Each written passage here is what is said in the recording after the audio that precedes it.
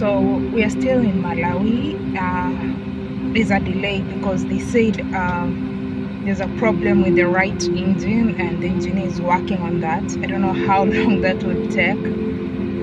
Well, that's weird. I never want to hear about engine problems when I'm flying. That's the last thing I would want to hear about. So I don't know. Let's wait and see what happens. I have nothing against Malawian Airlines, the people of Malawi. This is my personal experience flying with Malawian Airlines, and I thought I should share it out. If you get offended by this, I'm sorry. That was not my intention. So I'm finally at the airport and it's about 5:15 a.m. Initially, when I was booking my flight was to leave at 6:15 a.m. but yesterday when they were sending me the trip reminder, they said the flight is leaving at 7. So I'll go with 7. So I hope I'm not late. I just hope I don't miss my flight, because they're the ones who sent me the trip reminder and they said my flight leaves at 7 and not 6:15 as I had planned earlier, or as they had indicated earlier. So yeah. A few moments later, I have to rush because I thought that the flight was leaving at 7, because that's the reminder. From the reminder they said it was leaving at 7. So I thought like there was a change of flight, but now they say it's leaving at 6:15. There was actually no point to rush because it's now 6:29. We're going to board right now.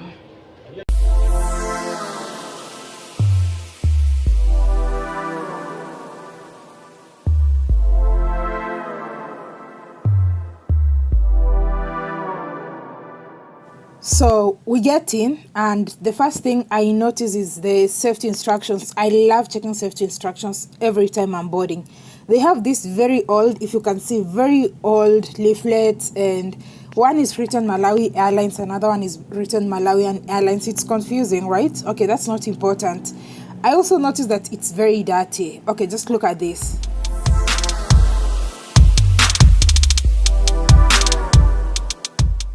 Dirty and worn out windows.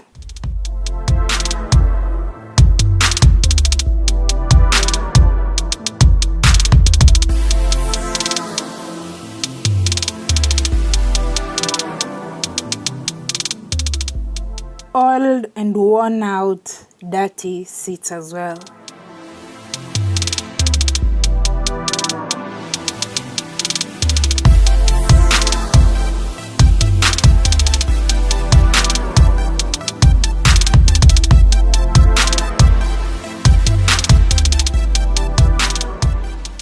Walk out the door, you see someone that you know and they ask you how you are, and you just have to say that you're fine when you're not really fine, but you just can't get into it because they would never understand. So I can't even recline my seat because the button that I'm supposed to press is actually missing. It's not there. This is weird.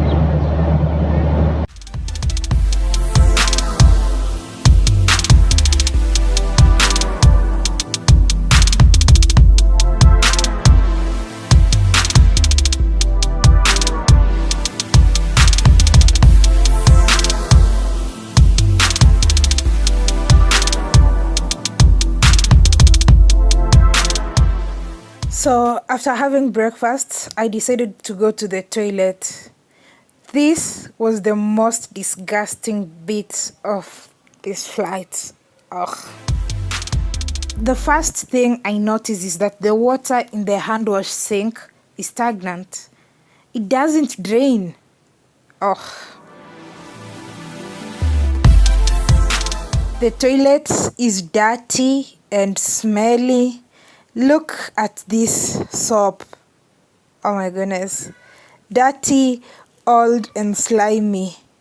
Well, I didn't end up using the toilet because, well, I cannot just risk getting infections, and I had to wait until we land in Lilongwe. Maybe I would get a better toilet there.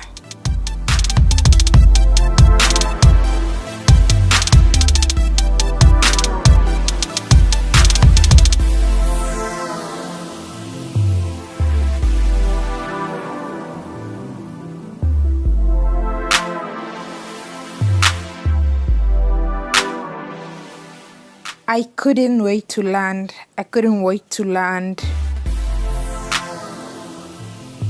Walk out the door, you see someone that you know and they ask you how you are, and you just have to say that you're fine when you're not really fine, but you just can't get into it because they would never understand.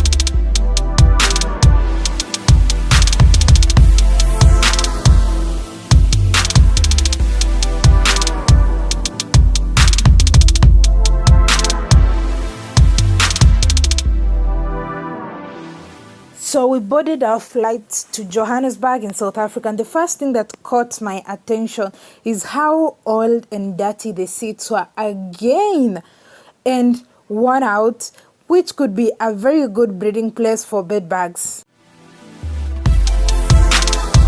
Your toys on its mount can be operated at a time as they perceive its navigation system. However, laptop computers can only be used in prison markets which operate in anti-landing. Smoking is strictly prohibited on no Malawian flights. For your safety, we advise all passengers to fasten your seatbelts and inlay your seatbelt. In preparation for takeoff, we'll try tables in a flight position. Thank you. Make sure all mask is fitted correctly before attempting to help others. Are you sure about that? At this point, I'm just wondering or doubting whether the oxygen masks actually work.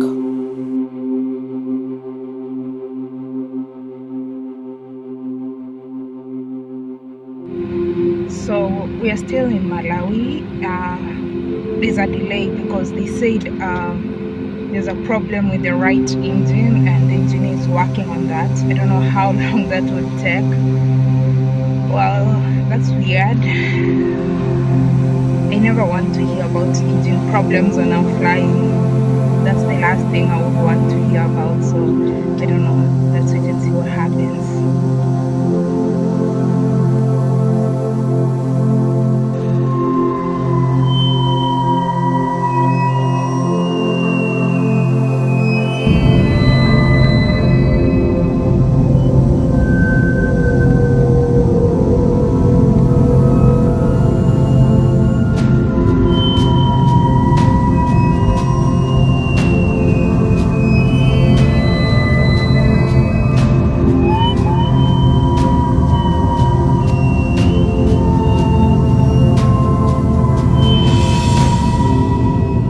At this point, to be honest, I was so scared, and I was hoping that we would get to South Africa well.